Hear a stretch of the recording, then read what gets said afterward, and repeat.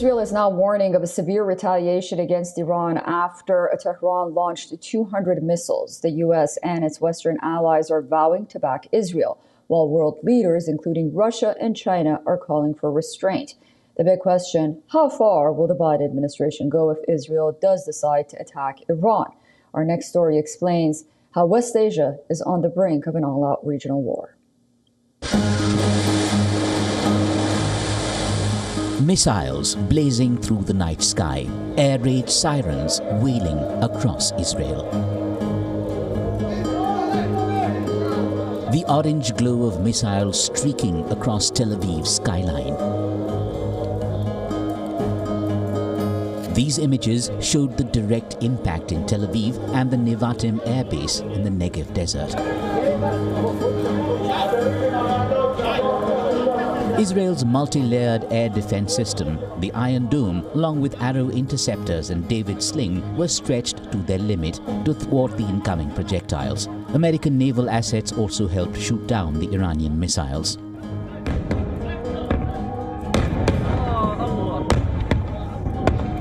As missiles blazed through the night sky, air raid sirens wailed across Israel, sending residents racing to bomb shelters.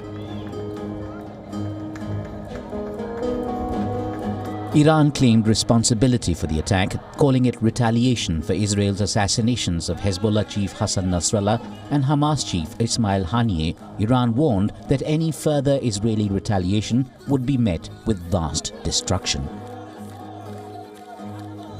If the Zionist regime that has gone crazy is not controlled by America and Europe and wants to continue these crimes or wants to do anything against our sovereignty and territorial integrity, tonight's operation will be repeated several times stronger and all their infrastructure will be targeted. Israeli Prime Minister Benjamin Netanyahu vowed that Iran would pay for the audacious attack. The White House, echoing the sentiment, condemned Iran's actions, promising severe consequences.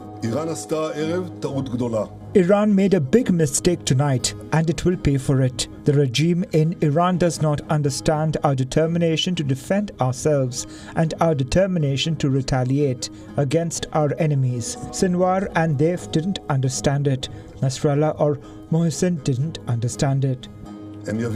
Before I began, I wanted to say a few words about Iran's missile attack on Israel today. At my direction, the United States military actively supported the defense of Israel, and we're still assessing the impact. But based on what we know now, the attack appears to have been defeated and ineffective. And this is testament to Israeli military capability and U.S. military. It's also a testament to intensive planning between the United States and Israel to anticipate and defend against the brazen attack we expected.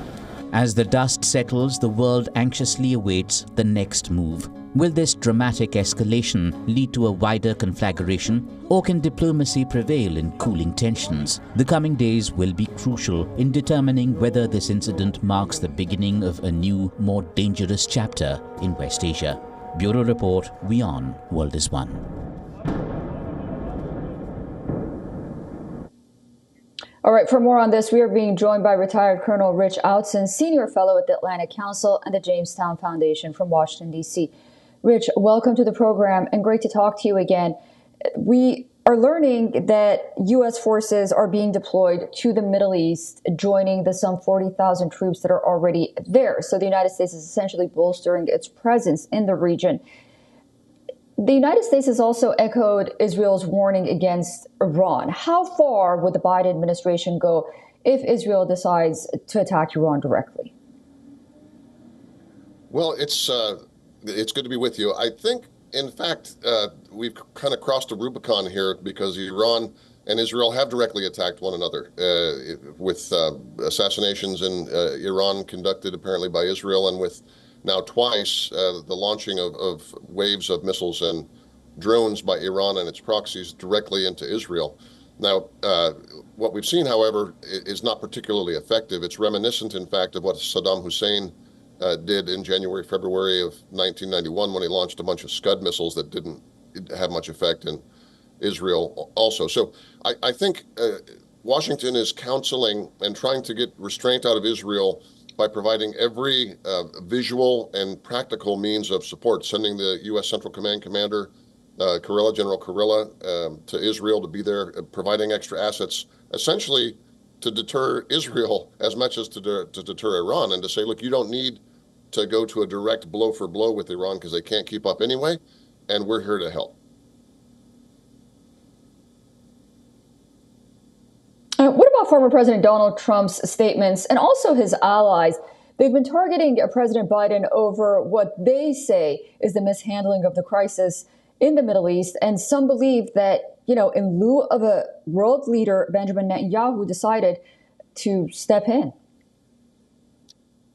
Well, yeah, I largely agree with Trump's critique. Certainly, the United States administration did not do a very effective job of managing escalation and deterrence with regards to Iran.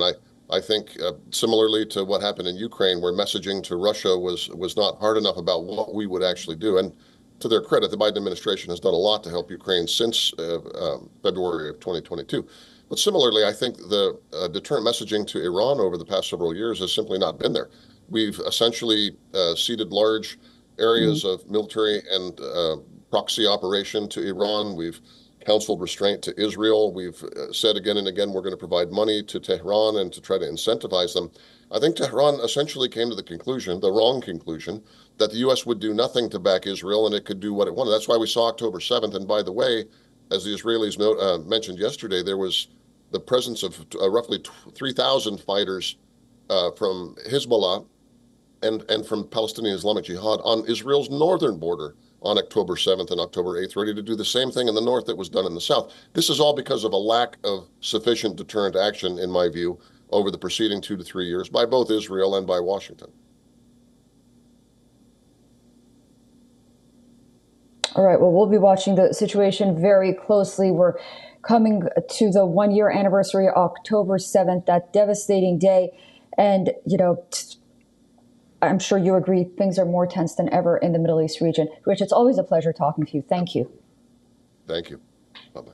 For all the latest news, download the WION app and subscribe to our YouTube channel.